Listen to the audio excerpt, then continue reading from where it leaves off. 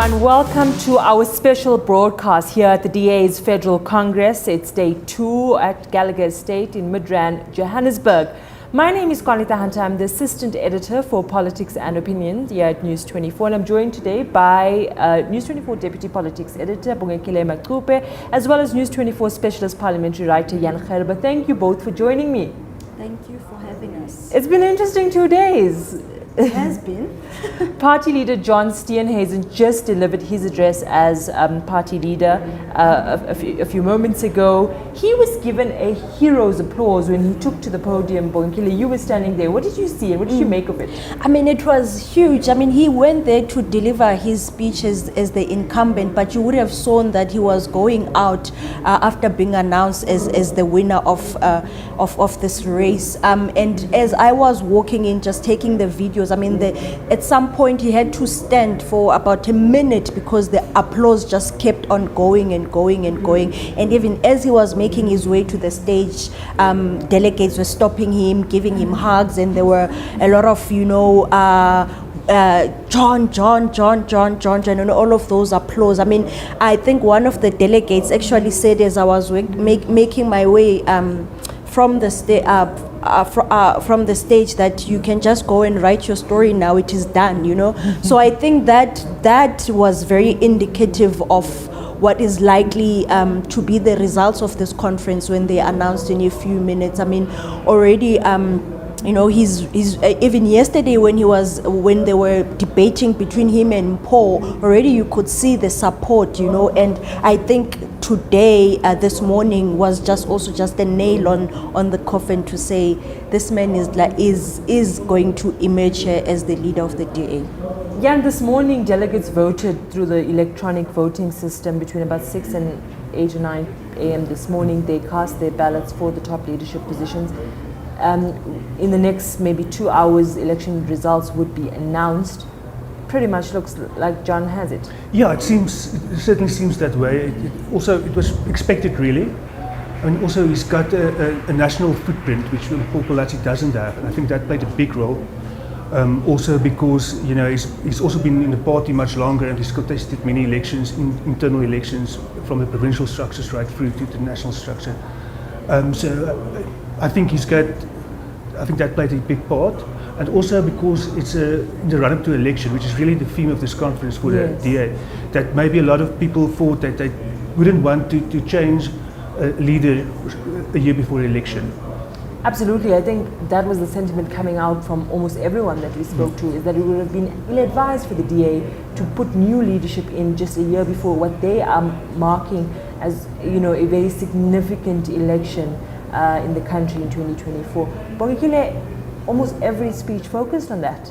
Yeah, I mean, I think the DA has made it clear that this is just not a Congress to elect leaders, but this is also a Congress to launch their 2024 campaign. I mean, yesterday we spoke to the mayor of Umgeni, Christopher Papayas, and he actually did say that this is, for us, is just not just a Congress, but it's also a platform for us to launch our campaign for 2024. And the DA is really just wanting to go big next year for the 2024 elections. Already they set their sight on national government, so I think this is they are just laying the ground.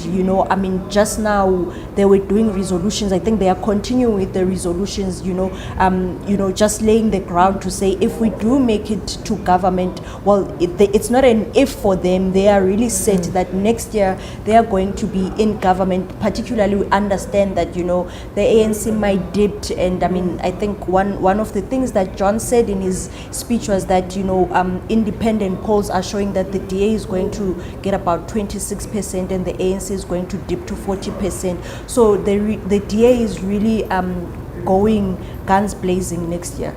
Just to a quote from John Steenhuisen in his speech as party leader now, he says, "The shift we are seeing today, the undeniable implosion of the ANC, the growth in DA support in all credible polls, and the rise of alternative governments all point to one thing, a changing of the guard.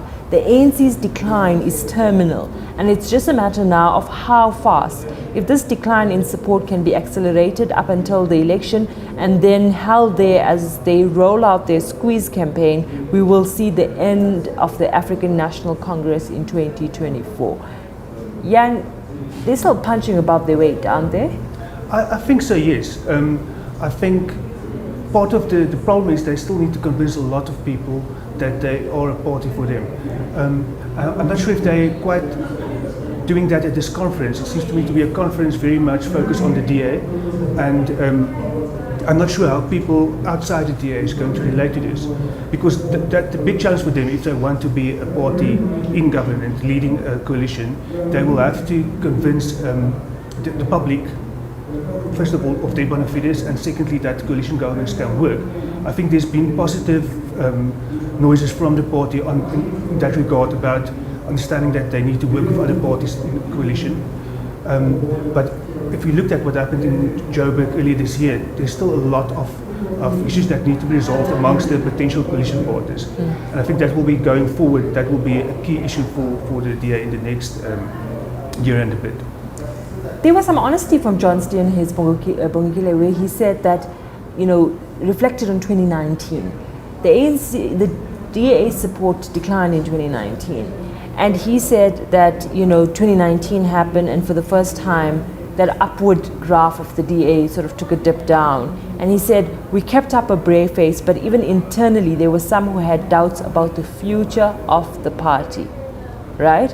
He obviously criticized the media for saying the DA is as good as dead, but he then attributes this upward trajectory of the party to his leadership, because he then took over as interim leader and then was elected in 2020. But 2019 was a very important election for the DA because it saw its support drop, and it's very difficult to arrest decline once a party starts seeing some shedding of votes. I mean, just picking up on what you were saying, that he was honest about that analysis, I think he also spoke about that the DA at that time was also suffering identity crisis, right, where they did not know whether, who are we, and I think what the DA is banking on is that now it's kind of like clear who they are, right? Even though they won't be blatantly clear on who they are, but I think when we were speaking on Friday on News24 on air, we were speaking about how even the candidates for their mayorship, it's white men and whatever. I think they are finding their identity, but they will still want to be very subtle about who they are, but they know who they are. So I think that will play a significant role in them, maybe probably gaining back support, because now when you go to the DA, you know exactly where you are going to. Right? I think that's important. I think that was an important characteristic of this Congress, Jan, is that we kind of know the DA for what it is. Yeah. Is that a good or bad thing? Well, it's a double-edged sword, because by definition you exclude some people who you might want to get to vote for you. But I do think that the assessment of 2019 was correct. I remember when Steenhuisen announced his candidature in around about that time, he described the DA at that stage as a big blue wobbly jelly. And I think much of his leadership has been focused on stopping that wobble. Which is not a bad thing. It's successful in that regard. I mean, they had to do it. So I think they have to be honest with voters about who they are, but also importantly, people need to know what they're voting for. Because previously, in 2019, that probably wasn't the case. I mean, I covered that election. I wasn't sure what the DA's policies are, and I mean, if a political journalist isn't sure about policy, the general public is not going to be either. So I think they've created a lot more clarity about what they are, what they want to do, and who they are. So I think that is positive, but it can also be a double-edged sword. Yeah, some of the resolutions are interesting for me to say. In terms of foreign policy, the DA is now very categorical. For example, we're just using it as a small example. Let's leave BRICS. So that as a voter, okay, foreign policy is probably not the thing that's going to motivate your vote. But again, to have that insight to say, okay, this is it, what the DA stands for, And then and that will obviously translate to its manifesto, where then it's not just a laundry list of a whole lot of promises. Whereas here at this Congress, they've identified that South Africa has a huge debt problem, for example, and they would want to stabilize South Africa's debt to GDP ratio. So then that means when they come with their manifesto, it can't be a Santa's list of promises, because there's that realism that comes with it. I mean, I think it's interesting that when you look at their resolutions, and I think they are, picking up on what Jan was saying, that they are really just coming out to be clear on who they are. Like you can see, I mean, some of their resolutions are already things that they have already been talking about. For example, the issue of language. You know that the DA has been leading the fight around Afrikaans and, at tertiary institutions. That's part of their resolution. Farm murderers, that's part of the resolutions. So you can kind of like see that these are the things that the party identifies with, and then if you vote for the DA as a voter, these are will be drawn. It's either people will be drawn to that to the party because of those resolutions, because they identify with them. But like Jan was saying, that it's going to be difficult, particularly in a country where many people just want, basics. They just want water. They just want roads. They just want to, the basic things that keep us going. So, but I think it's really just going to be interesting to see out of all these resolutions how their manifesto is going to look like. But I think from here we can already see what we can expect from the manifesto. The hot topic, obviously, in the country at the moment is load shedding, and that's going to be the big pillar of the elections next year. And Ellen Windey spoke about it, Jordan Hill-Lewis spoke about it. The DA is positioning itself as the party that ended load shedding in the Western Cape and believes that message could work for them on a national level. Do you think that's significant at all? Yeah, I think it's very significant. I mean, like every South African is tired of load shedding. They have proven that they can mitigate it where they govern, only in the Western Cape, really. But also they have a much more clear plan on how to address it. It's not, we're going to just appoint another electricity minister and hopefully things will get right. And meanwhile, you have basically a coal lobbyist as a Minister of Energy. They're very clear on what they want to do, and it also ties in with climate change policy. So I think doing that policy work, I think they've already done it. Even in the previous elections, they had a solid proposal on load shedding for the municipal elections. So that could help them a lot in the coming elections. Yeah, and I think that there's also a realism now that says, okay, we're going to be the biggest of the opposition parties. I mean, if polling puts them at 26%, which means what, a 6%? They are at 20? Yeah, about 5-6%. 5%. I think it's a bit optimistic at this stage. But do you think? No, so that's what I was thinking about yesterday. I'm thinking, what is a success story for John Steenhuisen in next year's election? 2%, 3%, 5%. For me, I thought that they're setting their eyes at a 10% growth, which I know is a difficult task. But what would be the measure of success? I think getting enough votes to be the main party in a coalition. I think it's a bit. So 26% gives you. If they get 26%, that will be. But then you still need to get to 24. From 25%. Yeah, 25% basically. From other parties. So they would probably need to get closer to 30% if they want to block an ANC EFF coalition. The DA is very adamant that they can bring the ANC to below 40%. There is a lot of, I mean, it's fluid, right? Yeah. But there's an indication that the ANC will lose its majority, but going to below 40% is a stretch. Yeah. Also, we've seen it through over many years that the ANC perform better in elections than they do in polls before the elections. So I mean, maybe I'm just a cynic, but I don't trust the polls at this stage too much. Me too. I mean, I know the ANC is likely to lose power, but I don't see it getting to 40 or even below 40. I think that's a bit of a stretch from the DA. That's what they would want to happen. That's what they would wish to happen. But I don't see it getting, as with all its problems, ANC has loyal supporters. And I mean, obviously, what the DA is contending with is a EFF ANC marriage. Yeah. And that's going to be a formidable game changer in our political landscape.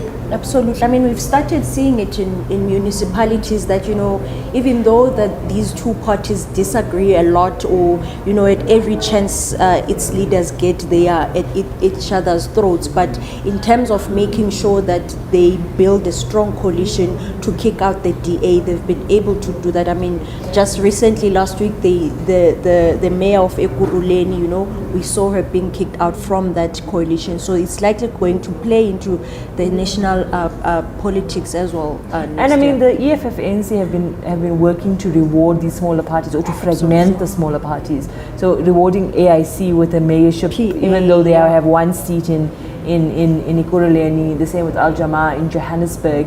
So the DA has to grow its support, but it also has to bank on the fact that all of these small parties would want to work with them.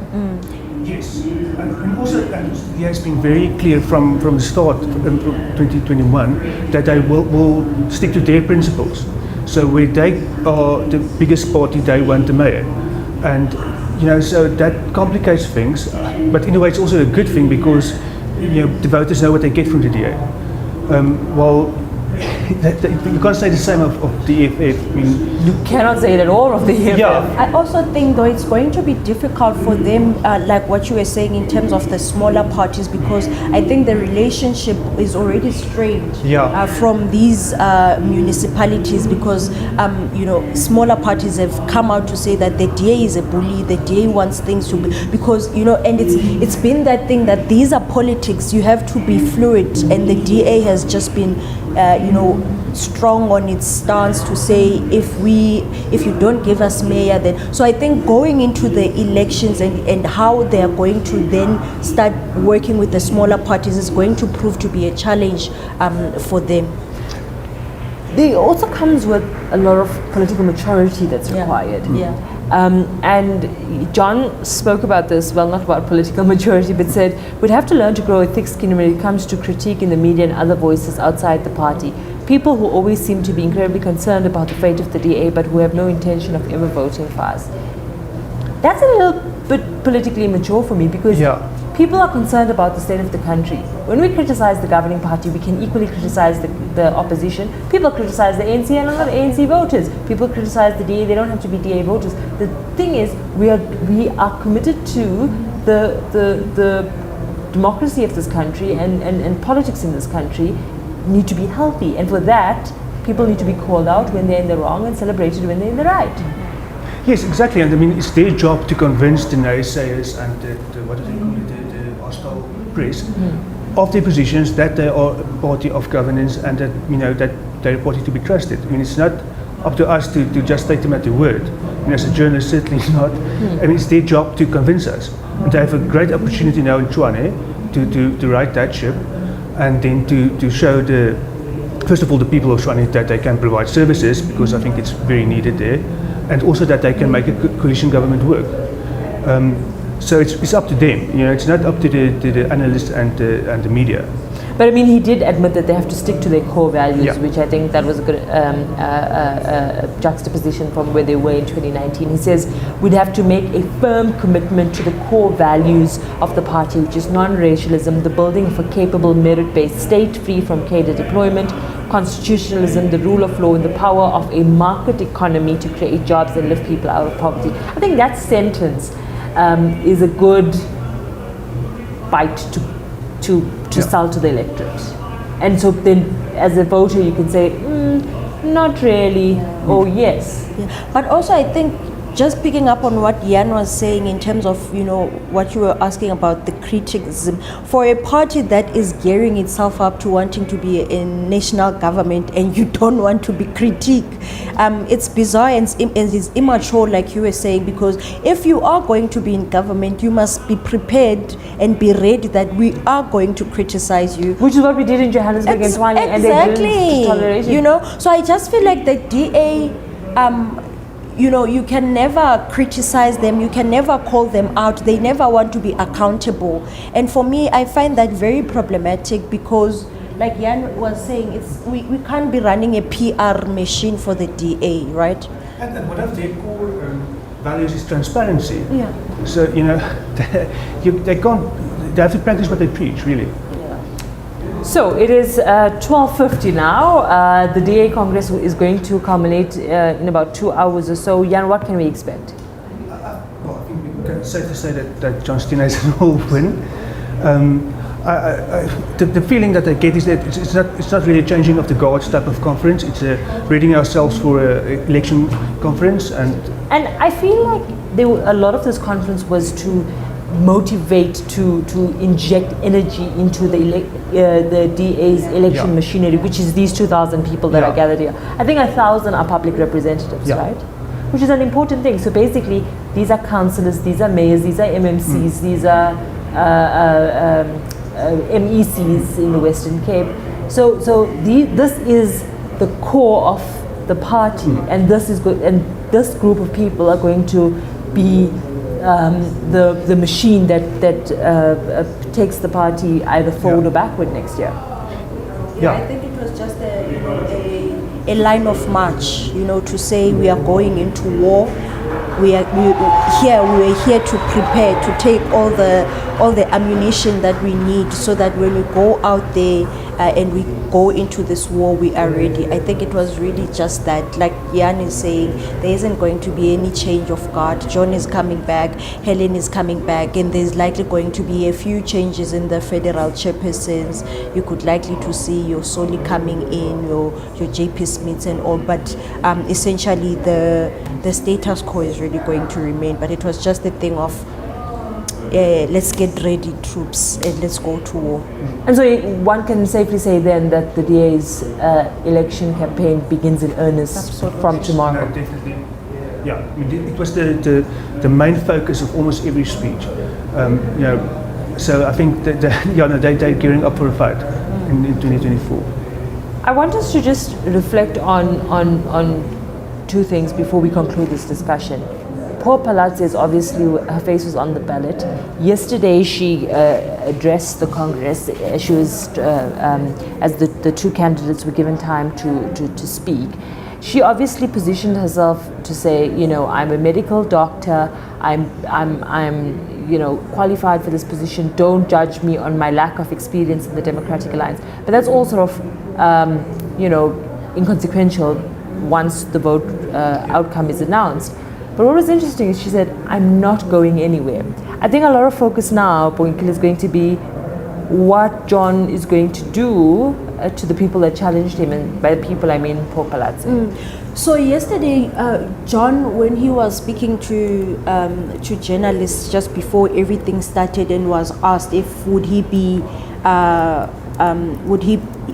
willing to be led by Mpho if he doesn't win, and he said, I'm a Democrat, I'll remain a Democrat, so if Mpho wins, I'll work as twice as much to make sure that she's the best DA leader. So you would expect that if he wins and Mpho doesn't win, he would remain a Democrat, like he said. She won't be purged, she won't be she won't be treated like an outcast. And interestingly, in her speech, one of the things that she said was that if she is elected, she would make sure that there is transparency and that there is no fear in the party, that you are free to contest anyone, and after that there won't be any consequences. So we can only hope that if she doesn't win, the party will still embrace her, unless she decides to leave out of her own accord, not because the party made it difficult for her. Then it would mean that there isn't a space in the party for contestation, and that you must just accept things as they are, which is wrong. Yeah, and I think Helen Zille reflected on like party discipline, and there was a resolution, I think, or part of the discussion yesterday was, to condemn party leaders who then go out and talk and trash talk the DA. So I think there's a strong emphasis going forward to say, let's get our house in order. For us to make any significant gains at the ballot box in 2024, our house needs to be in order. We need to run a tight ship here. And I don't think they will succumb to the pettiness that we saw after the 2020 Federal Congress, where there was, this purging and demotion of some MPs in some way. Jan? Yeah, they can't afford it. It will be very damaging to them if they run Mpho out of the party. I think she can contribute a lot to the party still, even if she's not in a leadership position now. It would be very counterproductive to. And I think just to add, Qaanitah, also because of who she is, a black woman, after all the other black people who have gone out, and I think they've already dealt with that question a lot. So if then she's purged or anything happens, it would really just speak to the narrative that's already out there, and that other former DA black leaders have said that the DA is not a space for black people. So I think it would not be wise of them to treat her unfairly or badly, or just discard her in the party. And in conclusion, I mean, just a broad reflection of this Congress. Orderly, Absolutely. choreographed in many ways, and predictable. Jan, good or bad thing? I think it's a good thing. I think it shows that they can manage themselves, and they can probably manage a municipality or something as well. Unlike I said in other conference we've attended a few months ago. We constantly look at party conferences and congresses through the prism of the ANC. Yeah. This gives us a good departure from that. Absolutely. I mean, this is my first DA Congress. I've attended a lot of ANC, and for me, I was really, I must say, like, I was pleased by, impressed by the order. I was impressed by how things are just on time. But it could also lean into the undemocratic nature of process, because any sort of upheaval is squashed. Of course. I mean, there was that yesterday when I think there was a disagreement in one of the amendments on the federal deputy leader, and there was a lot of other delegates started singing, and you had the chairperson coming up, and he was like, under my leadership, that is not going to happen. There is going to be order here. There is going to be discipline. So for me, that was also kind of like, okay, are we at school here? Are you, chastising young kids? So there's also that. But I mean, there's also that there are things that are squashed right there and there. We are not going to tolerate that. But I think we have to appreciate the fact that we were not sitting here at 6 waiting whether when is John going to start, when is this going to start. So I think from that end, the efficiency you would give that to them, and also just the constant communication. This is where we are now, this is what we are doing, please be patient with us. I've really been impressed by that, and I think we have to praise them for that. I mean, I think Siviwe was speaking about the chief whip yesterday when she was speaking to our colleague Jason in a story that we wrote yesterday, that this also is an indication of if they were in government, this is how things would run, the efficiency and all of that. And I mean, where they are in government, there has been an effort to put efficiency front and center. Yes, I think it's very much part of their brand. But also I think we must be careful not to confuse rowdiness with internal democracy. Okay. Yeah, but I think efficiency is very, not only efficiency but also getting outcomes. Is very important to them, and I mean, I think they've shown with this conference that they can do it, and also where they govern, they are more efficient than the ANC. So it's very much part of the brand, and it's probably one of the better aspects of the brand. Well, thank you very much, lady and gentlemen, for your time. I think this was a fantastic discussion. We are going to be out of here hopefully in another 3 hours. But News24 will bring you the outcome of the Democratic Alliance Federal Congress, as well as whoever is elected leader, their speech, and they would be addressing the Congress in terms of what their vision is for the party. I think that would be very, very important to watch and track. Stay tuned to News24. Thank you for joining us.